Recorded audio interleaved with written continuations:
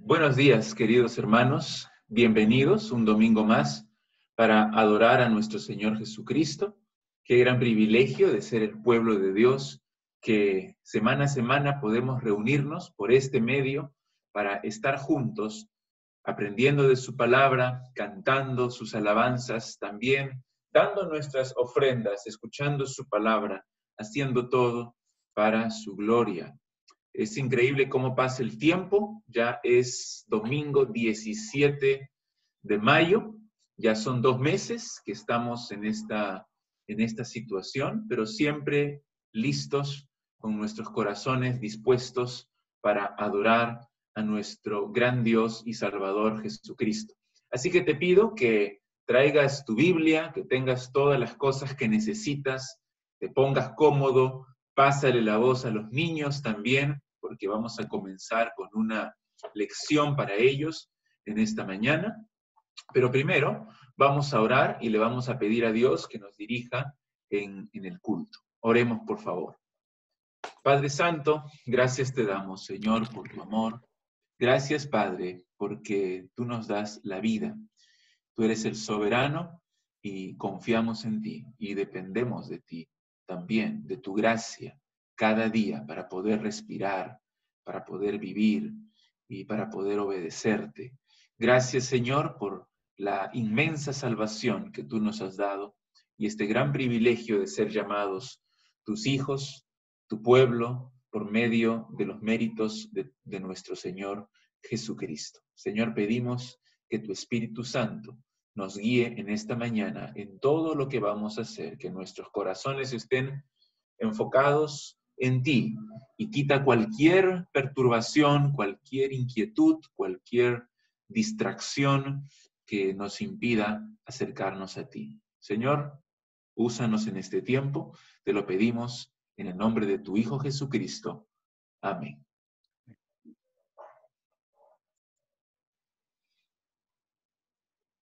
Buenos días para todos los niños. Hoy día, ¿qué es esto? ¿Qué ven ahí?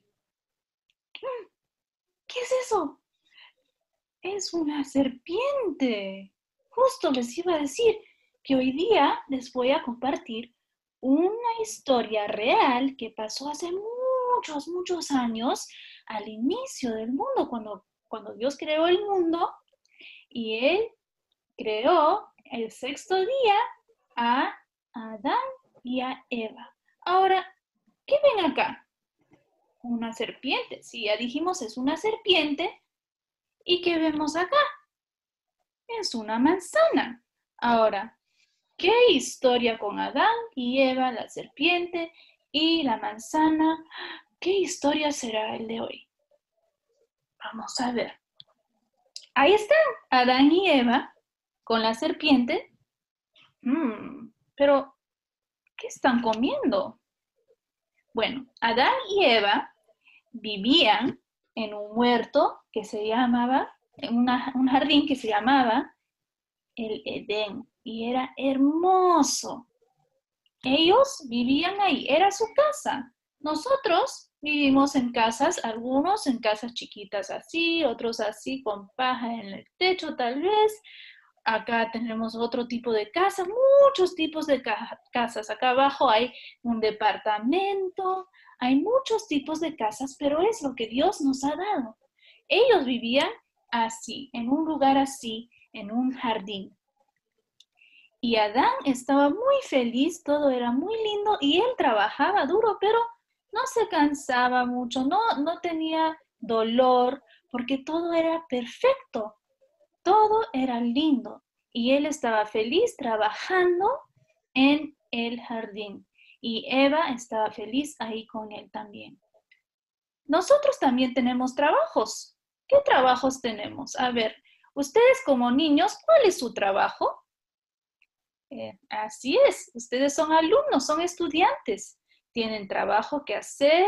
Ahorita están haciendo su trabajo en casa, muchos de ustedes, otros están esperando tal vez más tarde para empezar a trabajar, pero su trabajo es son estudiantes. Muy bien, yo soy una profesora, entonces ahí también yo también trabajo con estos mismos materiales.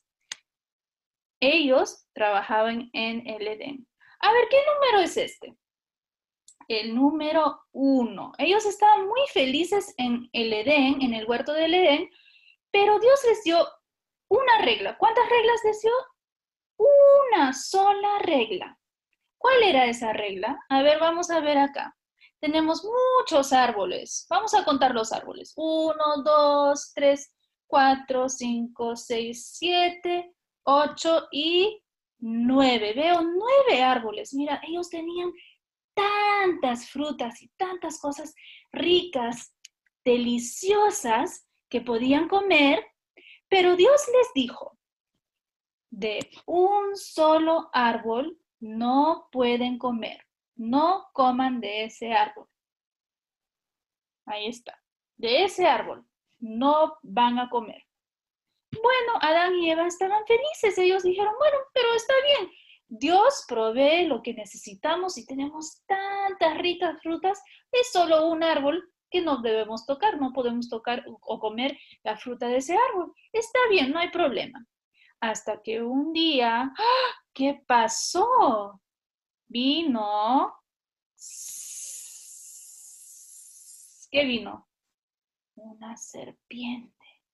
Y vio a Eva, primero le dijo a Eva, Eva, Dios no quiere que estés feliz. Dios quiere que estés triste. Por eso te ha dicho que no comas de esa fruta. ¿Eso es verdad? ¿Dios quiere que estemos tristes? ¿Dios quería que Eva esté triste? No. La serpiente, que era Satanás, le estaba mintiendo. Pero Eva, ¿tú crees que Eva dijo, no, no voy a escuchar?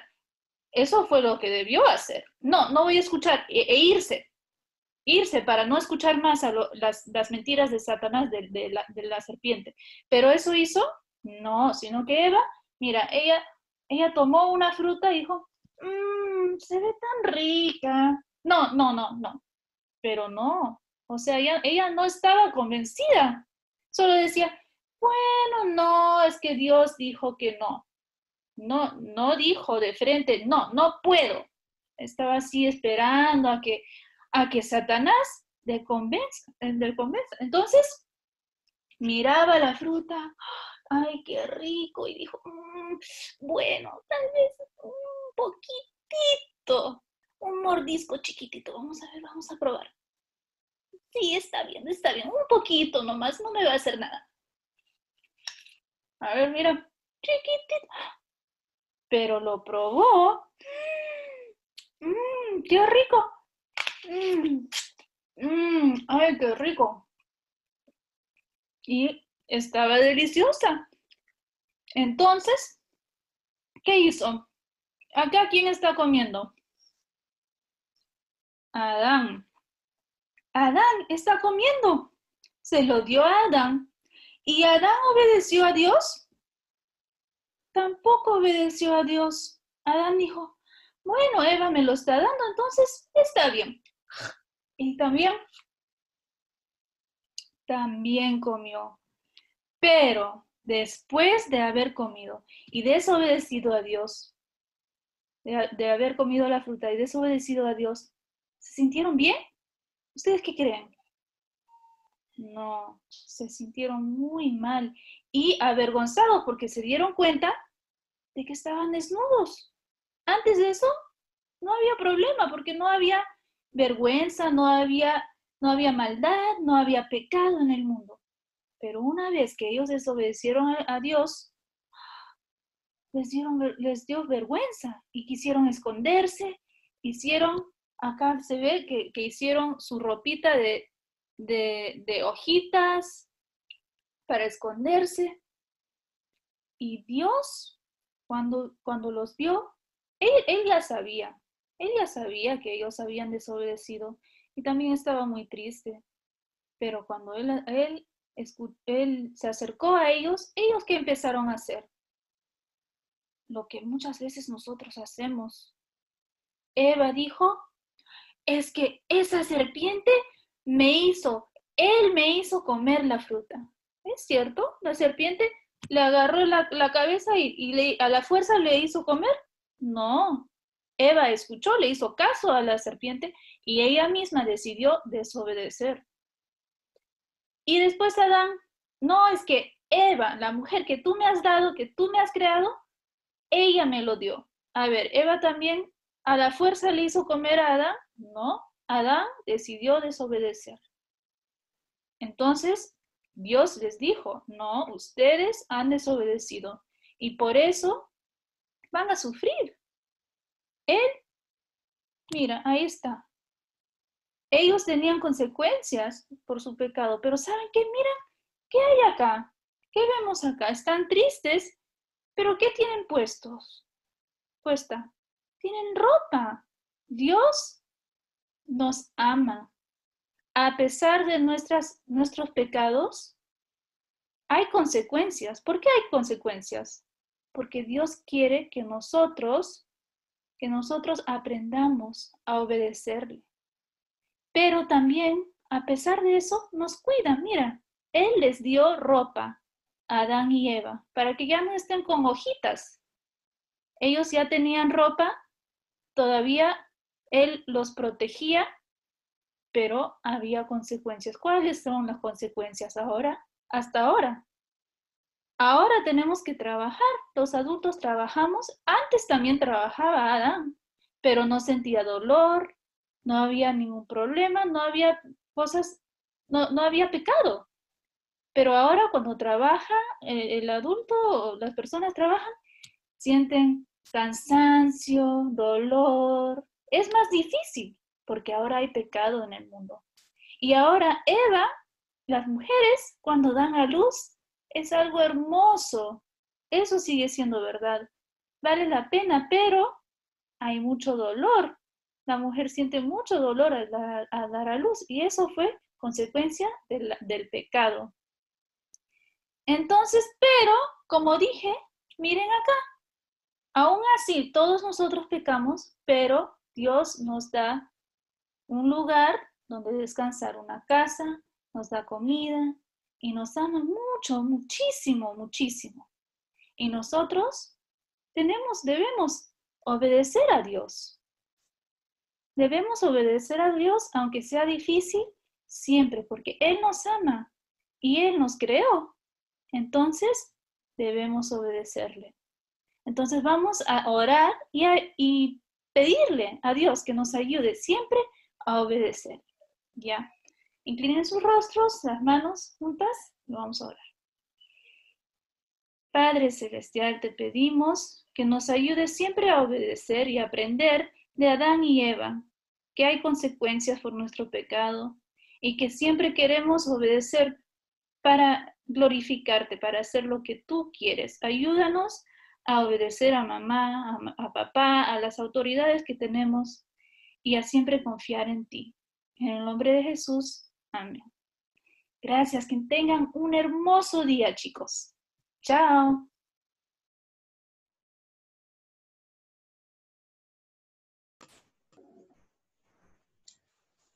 Muchas gracias Cristina, gracias por ese tiempo de enseñanza para nuestros niños, gracias por la palabra de Dios.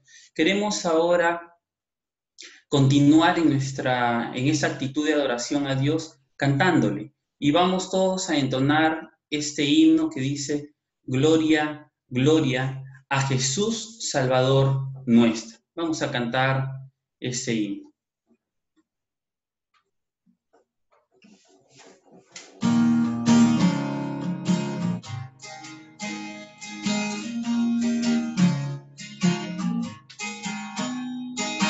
Gloria, gloria a Jesús Salvador nuestro. Canta tierra, canta su gran amor. Gloria, gloria, ángeles santos del cielo, a su nombre ven eternal.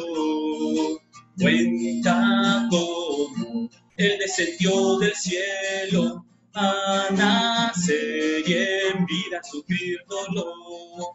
Gloria, gloria, ángeles santos del cielo, a su nombre den eternal honor.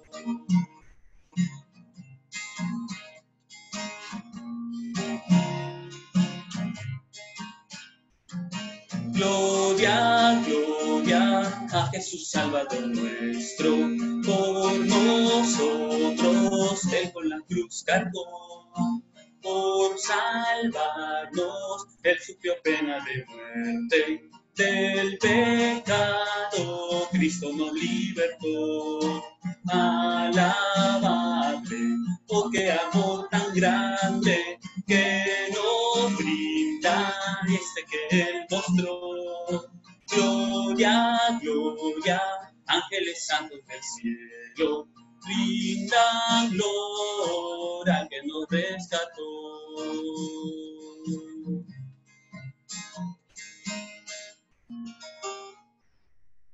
Amén. Rindamos loor al Señor nuestro Salvador Jesucristo. Vamos a cantar a continuación un himno más que titula El Dios que adoramos. Es ese Dios que hizo los cielos y la tierra, es ese Dios que creó a Adán y Eva, como fue enseñado en la clase de niños. Vamos a cantar este himno también.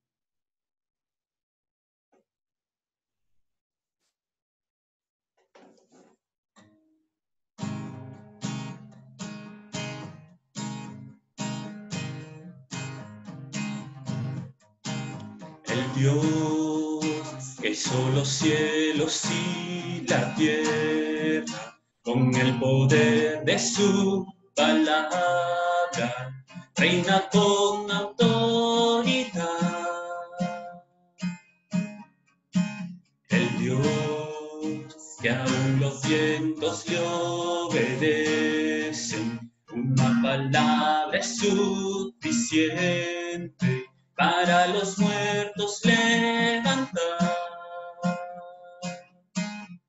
Nadie es como Él, oh grandioso, tú eres el Dios que adoramos, todopoderoso y soberano, grande en misericordia y poder para salvar.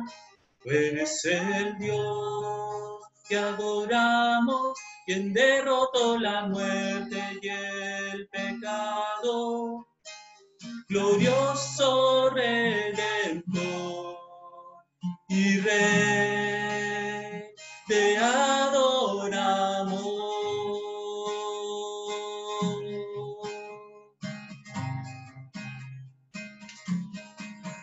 El Dios que descendió desde su trono para llevar sobre sus hombros nuestra culpa y transgresión.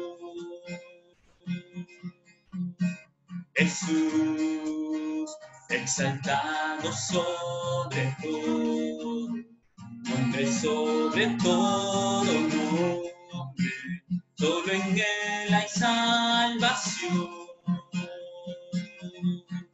Nadie es como Él, oh grandioso, tú eres el Dios que adoramos, poderoso y soberano, grande en misericordia y poder para salvar. Tú eres el Dios que adoramos, quien derrotó la muerte y el pecado, glorioso Redentor y Rey, te adoramos.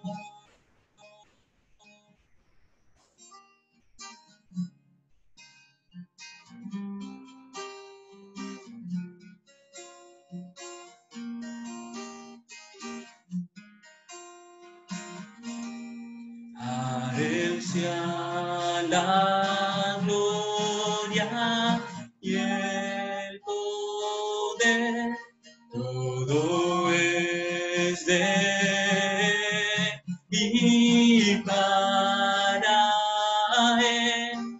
A Él sea la gloria y el poder, todo y para Él. Tú eres el Dios que adoramos, todopoderoso y soberano, grande en misericordia y poder para salvar. Tú eres el Dios que adoramos, quien derrotó la muerte y el pecado, glorioso Redentor y Rey, te adoramos.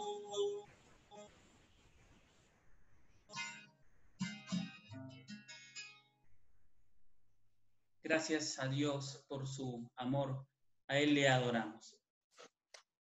Amén. Ciertamente, a Él y solamente a Él rendimos todo honor. Y por eso, hermanos, vamos a levantar nuestras voces ahora en oración. En las Escrituras, en la carta a los Romanos, en el capítulo 13, versículo 1, el apóstol Pablo nos recuerda que debemos someternos a toda autoridad. Él dice de la siguiente manera: sométase toda persona a las autoridades superiores, porque no hay autoridad sino de parte de Dios, y las que hay por Dios han sido establecidas. Más adelante, Pablo, en este mismo capítulo, describe las autoridades como servidores de Dios. Entonces, todo lo que ellos realizan están haciéndolo porque Dios les ha dado ese lugar, porque están sirviendo de alguna manera a Dios. Entonces, ¿por qué no levantamos nuestras voces en oración para que en ese acto del servir lo hagan de la mejor manera posible?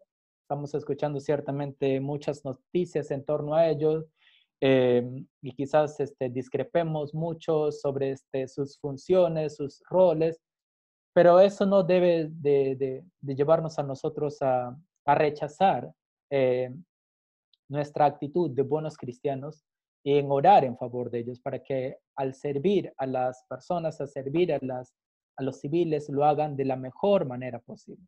Así que, hermanos, esto nos debe mover entonces a levantar nuestras voces. Así que oremos, pues. Ciertamente, oh Padre, toda autoridad es prestada, toda autoridad ha sido dada por ti. Por eso nosotros te rendimos todo honor, por eso nosotros te adoramos, te bendecimos, te exaltamos y reconocemos que no hay autoridad en este mundo que no haya sido dada por ti. Estas personas, nuestras autoridades, gozan, Señor, de este poder porque tú les has dado. Ellos están sirviéndote y nosotros oramos por ellos. Oramos que al hacer esto, Señor, que al ejecutar, Señor, el poder que les ha sido prestado, que lo hagan de la mejor manera posible, en beneficio de las personas, en beneficio también de tu pueblo.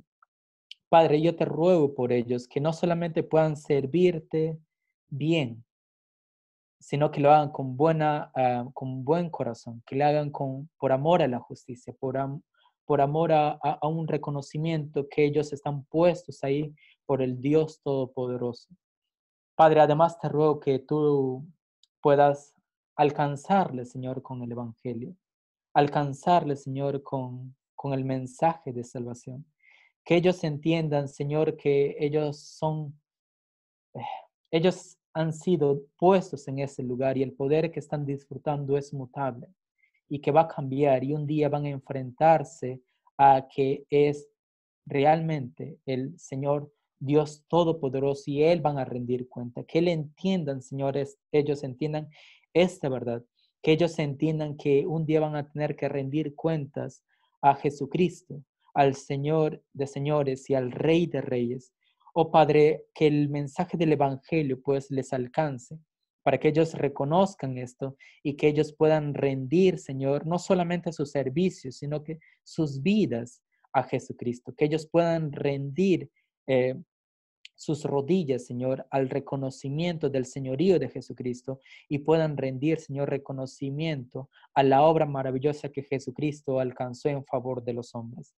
Padre, que ellos reconozcan pues su pecaminosidad, que ellos reconozcan su corrupción, que ellos reconozcan, Señor, su falta, Señor, de amor hacia ti, que ellos reconozcan, Padre, que no están viviendo a la altura, Señor, de tus mandamientos. Y que de esta manera, pues, reconozcan a Jesucristo como Señor y Salvador. Padre, yo te ruego que el Evangelio, pues, corra en favor a ellos y les alcance a ellos. Que nuestros hermanos, aquellos que están más cerca de ellos, puedan compartir el mensaje de salvación.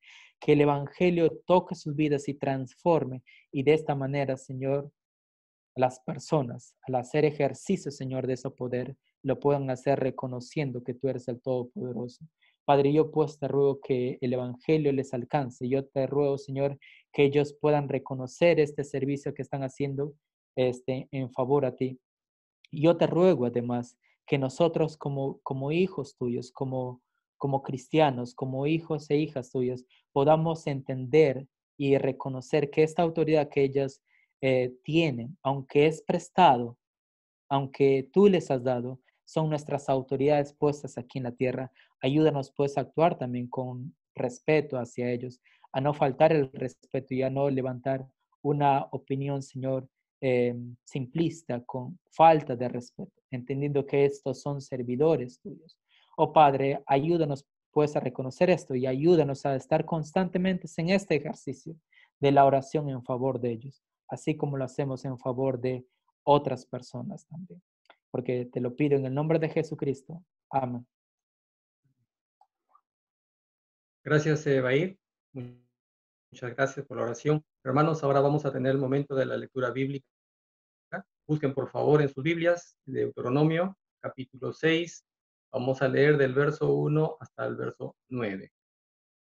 La palabra de Dios dice así: estos, pues, son los mandamientos, estatutos y decretos que Jehová vuestro Dios mandó que os enseñase, para que los pongáis por obra en la tierra a la cual pasáis vosotros para tomarla.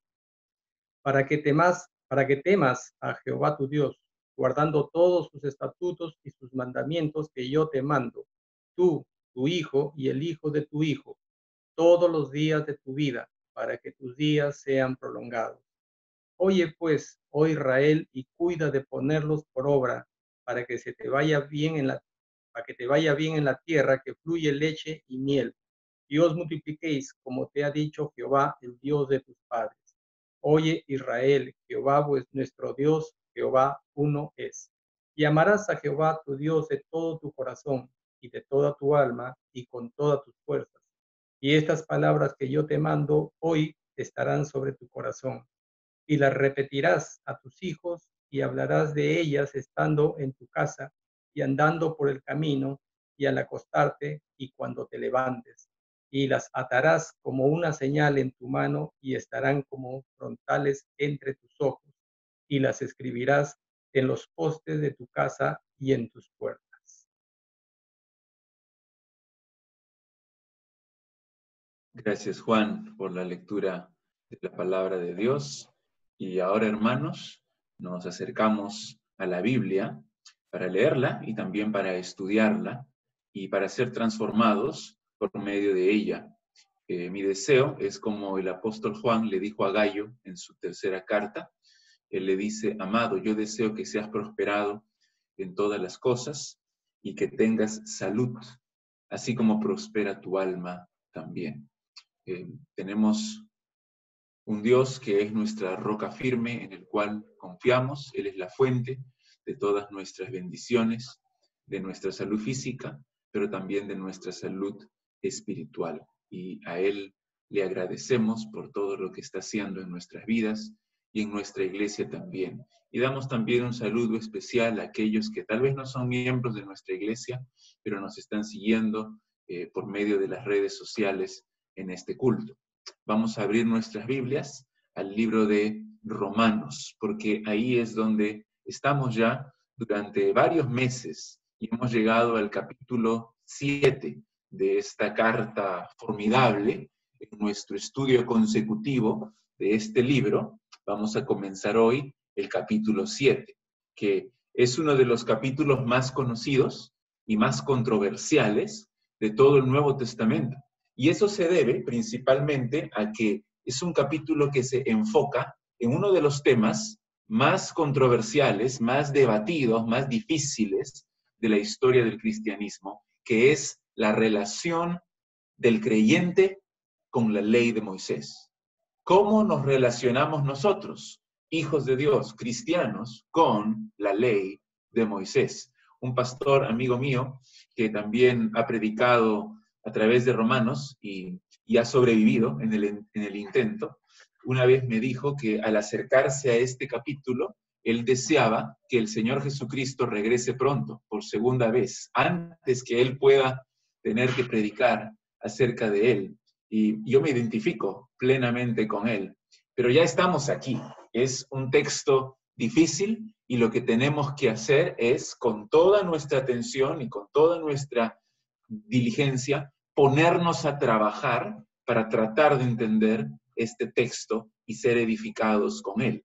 La Biblia no puede ser leída solamente de forma superficial, sino que tenemos que escudriñar las Escrituras y para eso se requiere de esfuerzo, de diligencia, de atención con la guía del Espíritu Santo. Luchar con el texto a veces para que pueda bendecirnos y ser edificados por él.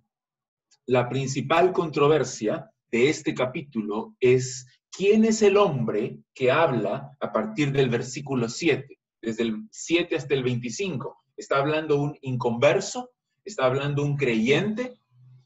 Sin embargo, a pesar de lo importante que es ese asunto, no es el tema central del capítulo. La palabra ley se repite en el capítulo 7 19 veces. Por lo tanto, el tema central es la ley de Moisés y cómo se relaciona con el pecado y cómo se relaciona con el cristiano también. En primer lugar, el texto que vamos a ver hoy día, que es los versículos del 1 al 6, Pablo nos expone su tesis, que el creyente ha muerto a la ley. Y al morir a la ley, ha sido unido a Cristo para llevar fruto y gloria para nuestro Dios. Y luego, a partir del versículo 7, en segundo lugar, en el resto del capítulo, hasta el versículo 25, nos explica Pablo la ineficacia de esa ley para salvarnos, exponiendo la incapacidad de nuestra carne también. Entonces, la enseñanza central de los primeros 5 capítulos del libro de Romanos es que la humanidad entera está bajo la ira de Dios, destituidos de su gloria, camino a la condenación eterna por causa de su pecado, por causa de haber hecho un necio intercambio y de haber sustituido la gloria incorruptible de Dios para adorar la gloria corruptible de las criaturas. Sin embargo, aquel que coloca su confianza plena, su confianza sola en la persona y obra de nuestro Señor Jesucristo, es justificado. Eso significa es declarado justo por su fe en Cristo, por la gracia de Dios. Es unido a Cristo.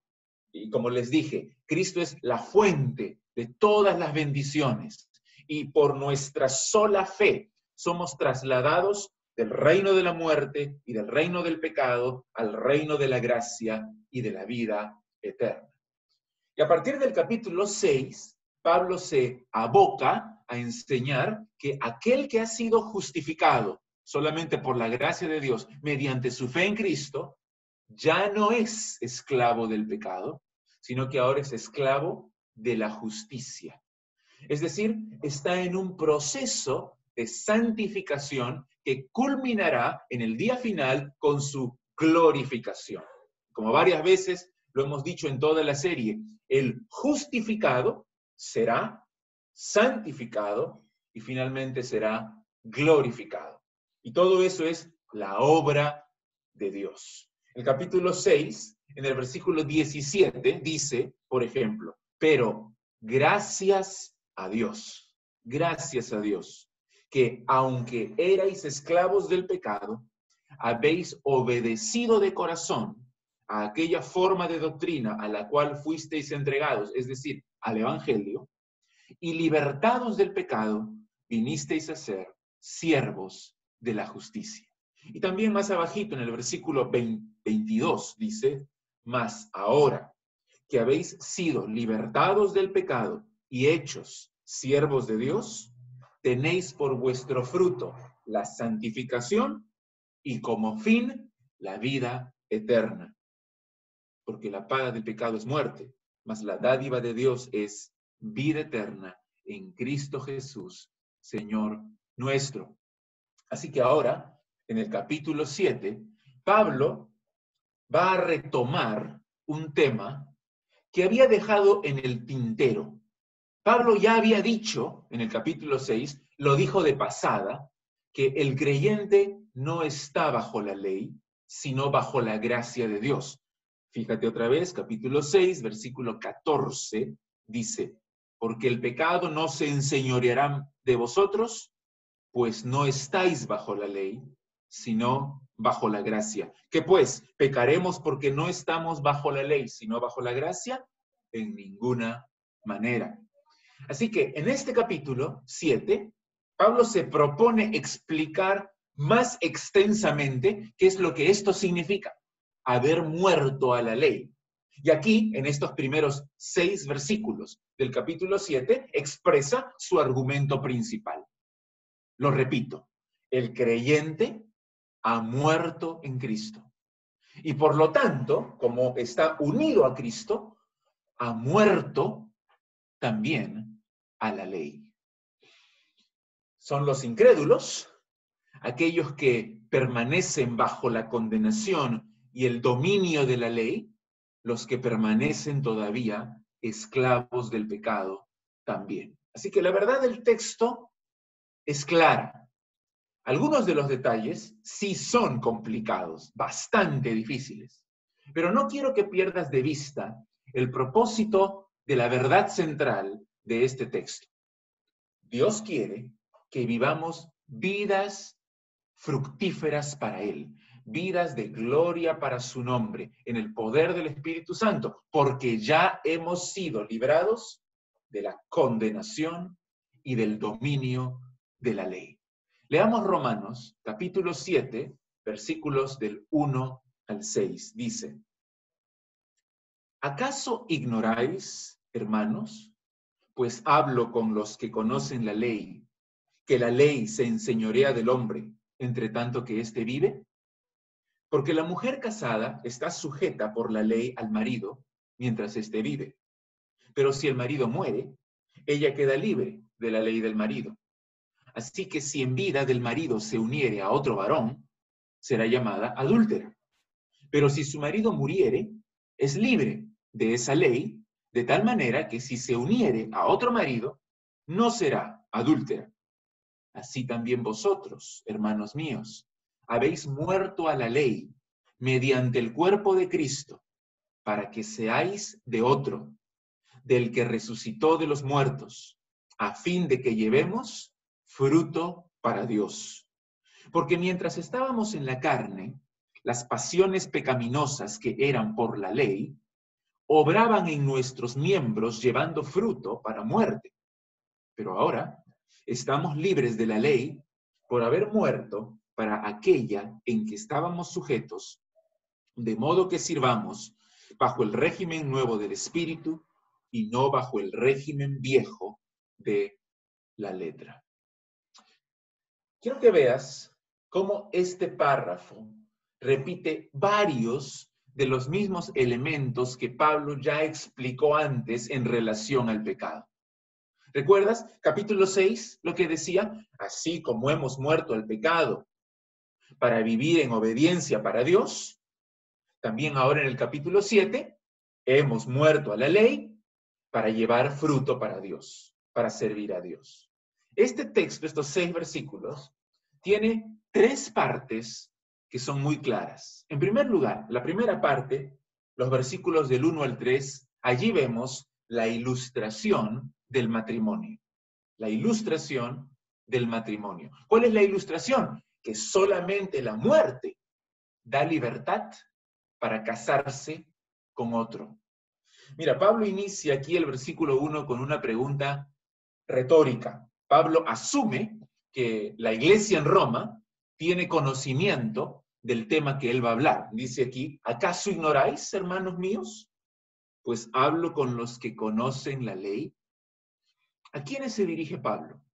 Algunos creen que en este versículo solo se está dirigiendo a los judíos creyentes de la congregación. Después de todo, ellos son los que conocen la ley.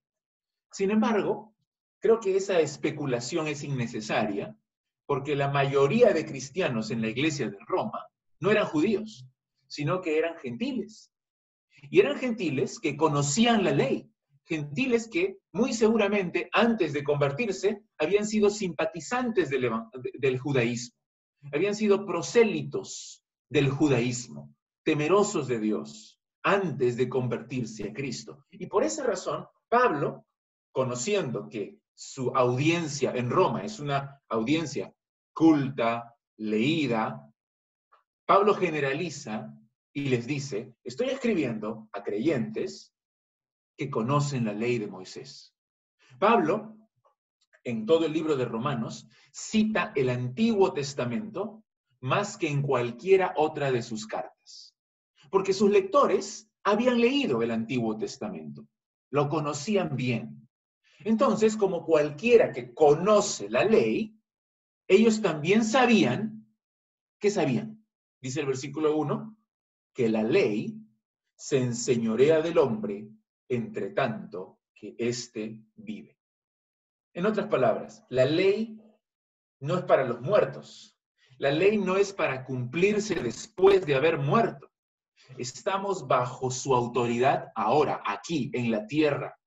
Y solamente al morir somos libres de las regulaciones de la ley. Pablo nos da una ilustración para entender este principio. Es la ilustración del matrimonio, en el versículo 2. Dice allí, porque la mujer casada está sujeta por la ley al marido, mientras éste vive, pero si el marido muere, ella queda libre de la ley del marido. Si una mujer está casada por la ley, está sujeta a su marido, mientras él viva. Pero si su esposo muere, ella queda libre. La consecuencia es muy clara en el versículo 3. Si ella se une a otro varón, estando su esposo vivo, ella será llamada adúltera. Pero si su esposo ha muerto, ella puede casarse otra vez con otro hombre y no será llamada adúltera porque ya quedó libre de la ley que la unía a su primer esposo. Es una ilustración fácil de comprender, pero es difícil ver cómo esta ilustración se aplica a lo que Pablo ha acabado de decir en el versículo 1 y a lo que va a decir en el versículo 4. Porque uno esperaría que Pablo diga que en esta ilustración la mujer representa al cristiano. Entonces, el primer esposo representa a la ley. Y el segundo esposo es Cristo. Sin embargo, hay algo extraño, porque en la ilustración, el primer esposo es el que muere. En nuestra experiencia en la vida, no es la ley la que muere. El que muere es el cristiano, o sea, la mujer, en la ilustración. Por eso varios dicen que Pablo aquí falla en su lógica al usar esta ilustración. Se equivoca rotundamente Pablo, porque no ha hecho bien la analogía, la comparación. Pero yo creo que a Pablo no le interesa hacer una comparación exacta. El poder de esta ilustración, el poder de esta analogía, se expresa en tres elementos importantísimos en el versículo 4, lo cual nos lleva al segundo punto. Primer punto, la ilustración del matrimonio. El segundo punto es el principio fundamental. ¿Cuál es el principio fundamental? Hemos muerto a la ley para ser unidos a Cristo. Yo diría que este versículo 4 es el versículo central, el versículo esencial, principal de todo este párrafo. De los primeros versículos, del 1 al 3, inferimos 3 puntos de comparación para nuestra experiencia en la vida cristiana. Mira, observa la conclusión de Pablo allí en el versículo 4. Ahí está la comparación. Dice, así también vosotros. Así también vosotros. ¿Cuál es la conclusión? Hemos muerto, nosotros hemos muerto a la ley mediante el cuerpo de Cristo para ser de otro. Literalmente, en el original dice, para ser unido a otro. Así traduce la Biblia de las Américas, por ejemplo. ¿Quién es ese otro al cual estamos unidos ahora? Es Cristo. Entonces, la ilustración del matrimonio sirve para mostrar principalmente esta imagen, esta verdad. Nuestra muerte a la ley y nuestra unión con Cristo en una nueva relación. ¿Cuáles son los 3 puntos que les mencioné hace un momento que Pablo nos quiere enseñar en este versículo 4 y que se infieren de los versículos anteriores? Primer punto, que nuestra relación con la ley cambia cuando ocurre la muerte. No la muerte de la ley, sino nuestra muerte. Mientras estamos vivos, estamos bajo el dominio de la ley. Pero al morir con Cristo, esa relación que teníamos con la ley se rompe. Ya no estamos bajo la ley. Nuestra relación con la ley cambia cuando ocurre la muerte. Segundo punto, la palabra unir se usa para referirse a la relación entre la mujer y su nuevo esposo. Fíjate ahí en el versículo 3, dice al final, pero si su marido muriere, es libre de esa ley, de tal manera que si se uniere a otro marido, no será adúltera. Y esta palabra, unirse, también se usa para indicar nuestra unión profunda, íntima, vital, real, con el Señor Jesucristo. ¿Ok? Y en tercer lugar, Pablo coloca énfasis en que la mujer queda libre de la ley que la unía a su esposo para casarse con otro. Y de la misma manera, nosotros ahora somos libres de la ley para servir a Cristo. Estos 3 puntos están interrelacionados, obviamente. Hemos muerto a la ley y quedamos libres de la ley para unirnos a Cristo, para estar sujetos a Él y servirle a Él. Pero algo que ha traído mucha discusión en la historia y hasta ahora en nuestros propios días y que no vamos a poder tratar a profundidad en este sermón, es ¿qué significa morir a la ley? ¿Qué significa que el cristiano ha muerto a la ley?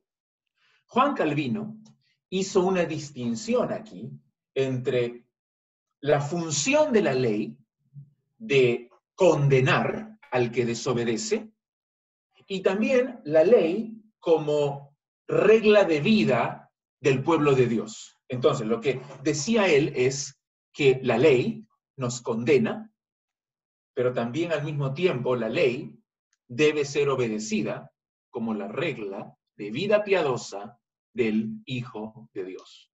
Entonces, según él, lo que dice este versículo es que el cristiano es libre de la condenación de la ley, pero no es libre de la obediencia a la ley.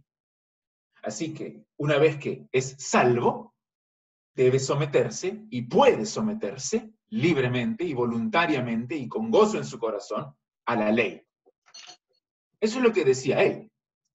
Pero el problema con esa interpretación es que Pablo no hace esa distinción. Pablo ve a la ley como un todo, unificado. Es muy correcto decir, así como decía Calvino, es muy correcto decir que somos libres de la condenación de la ley. Por ejemplo, capítulo 8, el versículo 1 dice, ahora pues, ninguna condenación hay para los que están en Cristo Jesús. Somos salvos de la condenación de la ley de Moisés. Y este mismo texto que estamos leyendo, el versículo 5, dice, en 7:5, porque mientras estábamos en la carne, las pasiones pecaminosas que eran por la ley, obraban en nuestros miembros llevando fruto para muerte.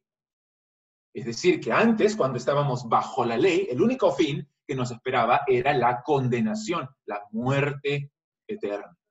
Por Cristo somos salvos de esa condenación. Eso es verdad, es una maravillosa verdad. Pero el énfasis de Pablo en toda esta sección no es tanto que somos libres de la condenación de la ley, sino que la ley es ineficaz para salvarnos de nuestros pecados. La ley falla al tratar el problema del pecado. La ley es incapaz de limpiarnos de nuestros pecados. Entonces, la ley no solamente nos condena, sino que la ley no puede salvarnos. Pero más todavía, el pecado ha utilizado a la ley para producir más pecado en aquellos que están esclavizados a ella. Entonces, el concepto que Pablo aquí nos está proponiendo es un concepto histórico redentor. Pablo aquí está describiendo la transferencia que Dios hace del individuo que ha confiado en Cristo de la esfera vieja de la ley a la esfera nueva del Espíritu. Para decirlo claramente, Pablo se opone a que el creyente siga bajo el dominio de la ley de Moisés. Cuando digo ley de Moisés, por si acaso, no estoy hablando de todo el Antiguo Testamento. Ni siquiera estoy hablando de los 5 primeros libros de Moisés. Estoy hablando de la ley de Moisés, que Dios le dio a Moisés en el monte Sinaí. La ley como sistema. Por lo tanto, no estoy diciendo que el Antiguo Testamento no tenga valor. No estoy diciendo tampoco que la ley de Moisés no tenga ningún propósito para el cristiano. Claro que sí, la ley nos enseña, la ley nos da testimonio del carácter santo de Dios. La ley nos enseña de la santidad que Él requiere de su pueblo. Sin embargo, ya no estamos bajo la condenación ni bajo el dominio de la ley. Ahora estamos bajo la ley de Cristo en el régimen nuevo del Espíritu Santo. Ahora, si hablamos de forma estricta, los gentiles, los paganos, nunca estuvieron bajo la ley de Moisés. Pero Pablo aplica aquí la experiencia de Israel, la aplica a los gentiles. Los gentiles no necesitan ponerse bajo la ley primero para luego convertirse a Cristo. Si son incrédulos, ya están bajo la condenación de la ley de Dios. Y si se someten a la ley de Moisés para obedecerla, será inútil, porque la obediencia a los mandamientos de la ley no puede salvar a nadie. Hemos muerto a la ley, dice aquí, vamos a leerlo nuevamente, versículo 4, habiendo dicho todo esto, mira lo que dice el 4, así también vosotros, hermanos míos, judíos y gentiles que se han convertido y que están ahí en Roma, habéis muerto a la ley mediante el cuerpo de Cristo. Lo cual significa que hemos muerto a la ley por medio de la muerte de Cristo en la cruz del Calvario. Y el propósito por el cual los creyentes han muerto a la ley es, dice el versículo, para ser de otro. Morimos a la ley para ser de otro. ¿De quién? Del que resucitó de los muertos. Es decir, nuestro Señor Jesucristo. ¿Te das cuenta? Al estar unidos a Cristo, hemos muerto juntamente con Él, pero también hemos resucitado juntamente con Él. Como dice capítulo 6, el versículo 9, sabiendo que Cristo, habiendo resucitado de los muertos, ya no muere. La muerte no se enseñorea más de Él. Él venció a la muerte para siempre, lo cual hace que nuestra salvación sea segura y eterna. Porque si resucitamos junto con Él y Él nunca más va a morir, nosotros tampoco, sino que tenemos vida eterna. Así que Pablo dice, al morir a la ley, no quedamos en el aire, no quedamos sin ley, sino que somos unidos a Cristo en una relación irrompible. Pero observa además una cosa más.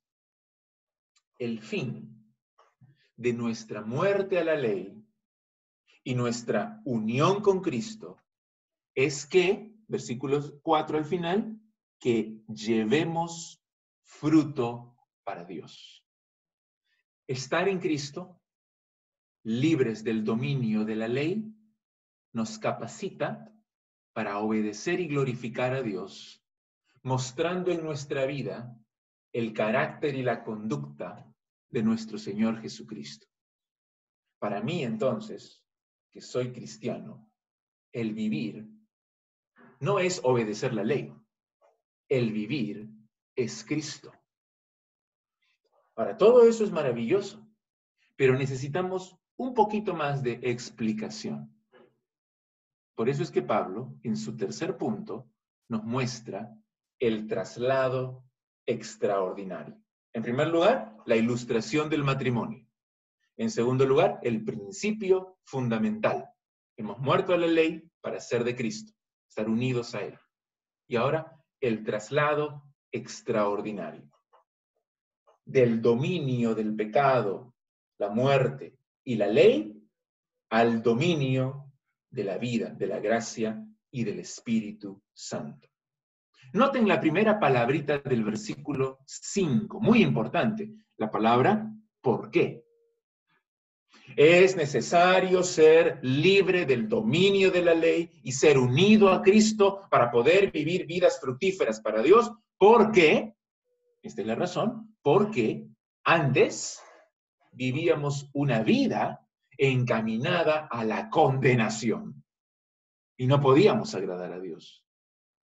¿Ves el contraste entre nuestra vida actual y nuestra vida pasada? Dice, porque mientras estábamos en la carne, así Pablo describe nuestra vida antes de convertirnos en cristianos, era la etapa cuando estábamos en la carne, las pasiones pecaminosas que eran por la ley obraban en nuestros miembros, llevando fruto para muerte.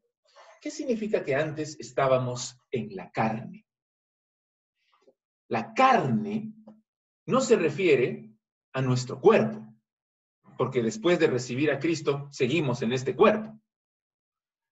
Tampoco se refiere solamente de forma simplista a nuestra naturaleza pecaminosa, sino que se refiere a la esfera en la cual vivíamos antes.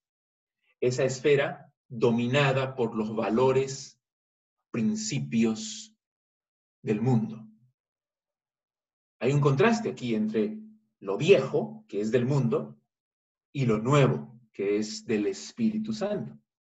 Así que después de varias semanas, en el capítulo 5 y capítulo 6, ya sabemos que la antigua esfera, donde antes estábamos, aquí le llama, estábamos en la carne, Es esa esfera donde reina el pecado, la muerte, la esclavitud, la ley, y ahora también dice la carne.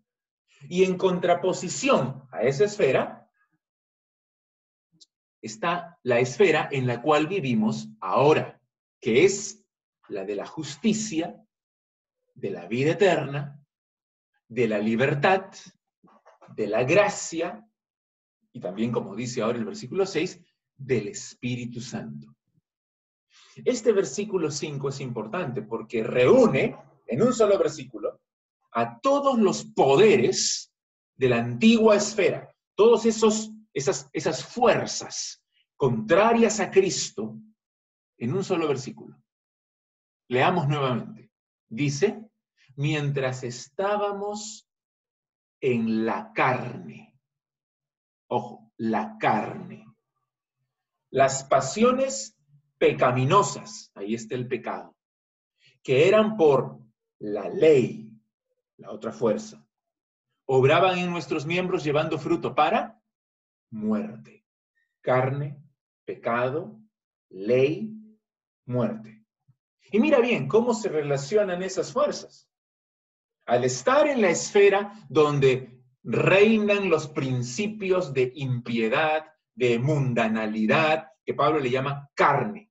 Mientras estábamos en la carne, los deseos pecaminosos, las pasiones pecaminosas, esas concupiscencias de nuestro ser, que nacen de un corazón incrédulo, esos deseos pecaminosos, exacerbados y azuzados por la ley, como dice aquí, que eran por la ley, nos llevaban, obraban en nuestros miembros, llevando fruto para muerte, la condenación eterna.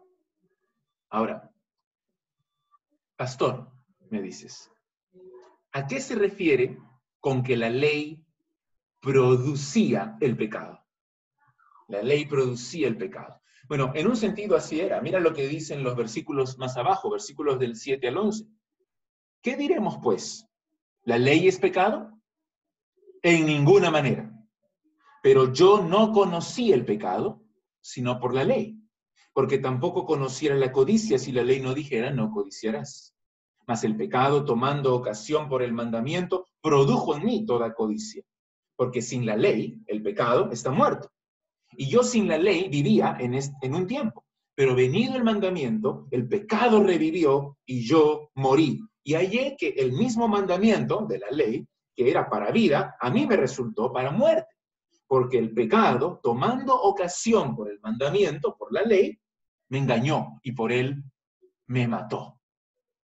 Paradójicamente, los deseos pecaminosos son exacerbados, son encendidos por la misma ley.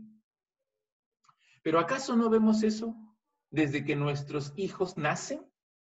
Basta que les demos una orden, un mandamiento, y eso genera en ellos un deseo más profundo y más ansioso de desobedecer.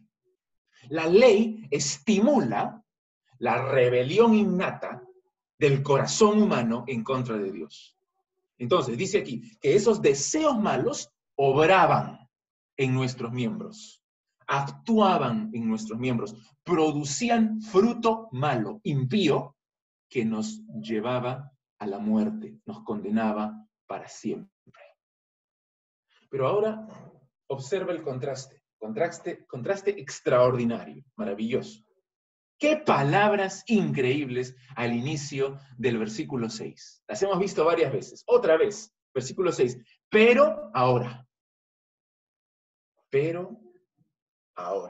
por el poder de Dios, hemos nacido de nuevo, hemos sido librados de la esclavitud del pecado, y como dice este versículo, estamos libres de la ley, porque hemos muerto para la ley, en la cual antes estábamos sujetos. Ahora estamos libres de la ley por haber muerto para aquella en que estábamos sujetos. Eso ya lo hemos dicho. Pero en este punto, Pablo introduce un elemento tan grandioso, tan admirable, que solamente su mención genera más expectativa en nosotros. Pablo sabe que se encamina hacia ese clímax. De forma culminante, él está yendo hacia ese punto, que es la vida en el Espíritu.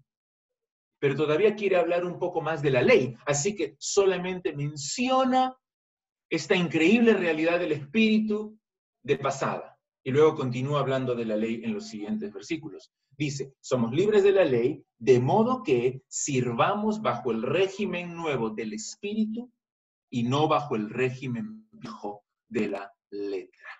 Y este lenguaje es el lenguaje del nuevo pacto. Hay el contraste entre el Espíritu y la letra.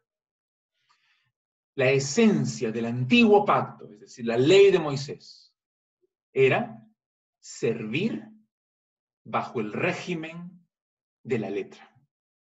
La palabra servir es interesante. Ahí está, de modo que sirvamos bajo el régimen nuevo del Espíritu y no bajo el régimen viejo de la letra. Esta palabra servir nos indica que antes éramos esclavos del pecado, de la ley. La ley es la demanda santa de Dios al pecador. La ley es buena, es santa y es lo que Dios demanda de cada criatura humana. Sin embargo, paradójicamente, tener la ley, como la tuvo Israel, y tratar de obedecer la ley para ser salvo, no significa una disminución del pecado. No quiere decir que como había ley, entonces había menos pecado en Israel, sino más bien quiere decir una proliferación y una mayor intensidad del pecado. Y por lo tanto de la muerte también, porque la muerte es el resultado del pecado. Mira cómo lo dice capítulo 5, versículo 20. Pero la ley se introdujo para que el pecado abundase, mas cuando el pecado abundó, sobreabundó la gracia. Para que así como el pecado reinó para muerte, ¿por qué reinó? Porque se introdujo la ley. Así también la gracia reine por la justicia para vida eterna mediante Jesucristo, Señor nuestro. Ahora, hermanos, en el nuevo pacto servimos bajo el régimen del Espíritu Santo, que nos ha regenerado, nos ha transformado, nos ha dado vida, nos ha dado un nuevo corazón capaz de obedecer y de agradar a Dios. Vivimos en el nuevo pacto. Entonces, en los tiempos después de la venida de Cristo, en los postreros días que estamos viviendo ahora, el contraste entre los dos grupos de personas que existen en el mundo no puede ser más claro. Es un contraste absoluto. O estás bajo la condenación de la ley de Dios, tratando de vivir tu vida lo mejor que puedes, tratando de ser moral, tratando de ser buena persona, totalmente incapacitado, esclavo,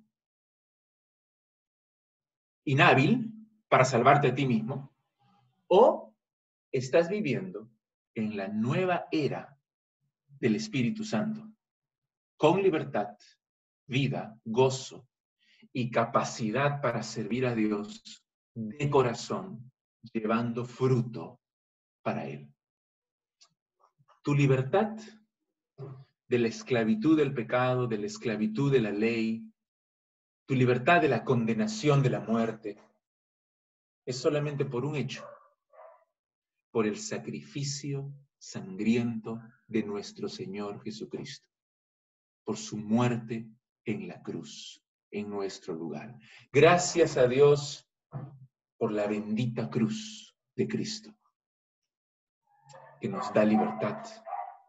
Pero no solamente eso, sino que además además del perdón, además de la libertad de la esclavitud, Dios nos ha dado su Espíritu Santo. Nos ha dado nuevos afectos. Nos ha dado un nuevo corazón. Nos ha puesto bajo un nuevo pacto, bajo un nuevo régimen, donde le podemos servir, le podemos obedecer libremente, voluntariamente, con gozo. Gracias a Dios por sus infinitas bendiciones también. Querido amigo incrédulo, todo esto que hemos visto es para los que ponen su confianza en el Señor Jesucristo. Por eso es que te ruego, te imploro, que vengas a Cristo, que no lo rechaces más. Solamente en Él hay verdadera libertad. Tú piensas, crees que eres libre, pero estás sirviendo a ti mismo, al pecado. Estás en una esfera de condenación, de la cual no puedes salir por ti mismo. Necesitas que Dios haga este traslado extraordinario hacia la esfera de la vida, de la gracia, del gozo, del propósito en Cristo Jesús. Arrepiéntete, confía en el Señor Jesucristo, dobla tus rodillas, reconoce que no puedes más sin Él. Entrega tu vida a Cristo y sé salvo hoy mismo. Permíteme orar por cada uno de los que están oyendo este mensaje. Padre Santo, gracias por tu amor, gracias por este texto en tu palabra, un poco difícil de entender, un poco difícil de explicar también. Pero la verdad central es bastante clara. Hemos sido liberados del dominio y de la condenación de la ley, porque bajo su autoridad estamos perdidos, no hay esperanza. Bajo la ley, por más que nos esforcemos obedeciéndola, jamás seremos justificados delante de ti. Pero Señor, gracias también porque este traslado hacia la esfera de la gracia de Dios, de la gracia de Cristo, de la vida eterna, es solamente por tu misericordia, solamente por tu bondad, mediante la muerte de nuestro Señor Jesucristo. Gracias por Él, gracias que murió y gracias que resucitó también para darnos la vida eterna y el poder para vivirla, el Espíritu Santo para agradarte y glorificarte. Señor, te ruego por cada persona que está mirando este mensaje, que tú, Señor, obres en sus corazones, que uses tu palabra, que traigas salvación, que produzcas arrepentimiento y fe.